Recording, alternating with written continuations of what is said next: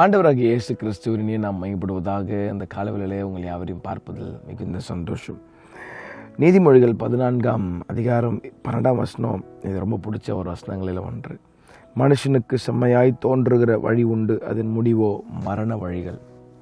மனுஷன் நினைக்கிறான், நான் தான் ரொம்ப அறிவாளி, அவனுக்கு எல்லா இன்டெலிஜென்ட்டும் இருக்குது, ஆனால் அவன் எடுக்கிற எல்லா முடிவும் கரெக்டாக தான் இருக்கும்னு நினைக்கிறான். கிடையவே கிடையாது.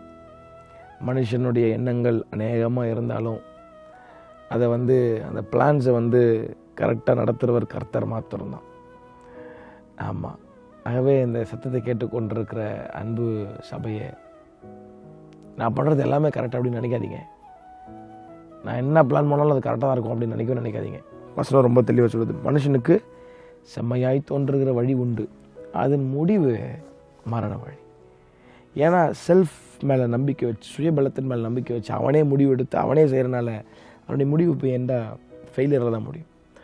நீங்கள் என்ன பிளான் பண்ணாலும், உங்கள் வாழ்க்கையில் என்ன பிளான் பண்ணணும், உங்கள் கணவன் மனைவியாக இல்லை நீங்கள் தனிமையாக என்ன பிளான் பண்ணாலும் ஆண்டவர்னு ஒருவர் இருக்கிறார். Get that idea, get that desire.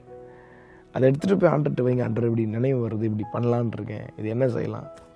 அப்போது பிளான்ஸை ப்ரொசீட் பண்ண சொன்னார்னா பண்ணுங்கள், இல்லைன்னா அவர்கிட்ட ஆலோசனை கேளுங்க. அவர் உங்களை அழகாக நடத்துவார். Many are the ways of man's heart. ஆனால் அதை கர்த்தர்கிட்ட கொடுத்தீங்கன்னா அதில் ஆலோசனை தந்து அழகாக உங்களை வேலையை கொண்டு போவார். நான் பண்ணுறதான் கரெக்டு, நான் செய்கிறது தான் கரெக்டாக இருக்கும் அப்படின்னு நீங்கள் சுயமாக முடிவு எடுத்திங்கன்னா அதனுடைய முடிவு மரண வழியாக இருக்கும். ஆகவே இந்த காலவெளியில் ஜஸ்ட் அ சிம்பிள் தாட் ஆண்டர் கொடுக்குறாரு. பிளான் பண்ணனா முதல்ல என்கிட்ட சொல்லு, நீ ஏன் பண்ணிடாத. நம்ம வழியில் சொல்லணும்னா அதுதான். பிளான் பண்ணிட்டேன்னா முதல்ல என்கிட்ட சொல்லிட்டு பண்ணு, என்கிட்ட கேளு, ஆலோசனை கேளு, நீயே பண்ணாத அப்படின்னு சொல்கிறார் கர்த்தர். கர்த்தர் தாமே உங்களை அவரை ஆசீர்வதிப்பாராக. ஆமென்.